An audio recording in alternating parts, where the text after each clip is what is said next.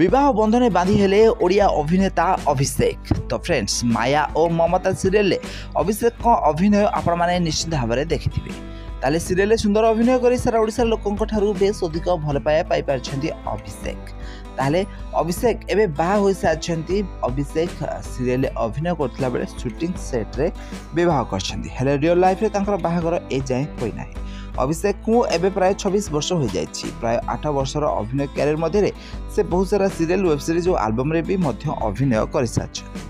ताले माया और ममता सीरियल एबे तांकर जबरदस्त अभिनय देखा मिलुछि।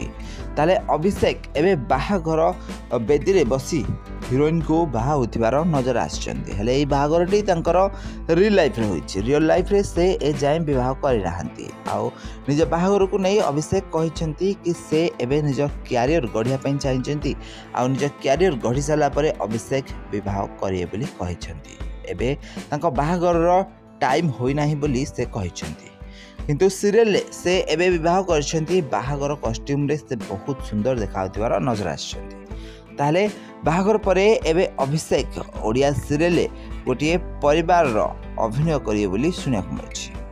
ताले घर संसार करी सही परिवार रे किपरि भाव रे सुविधा असुविधा रे गति करिवे आउ सेथुरु किपरि सफलता भावे बाहर को आसुचंती यह विषय सीरियलटी रही।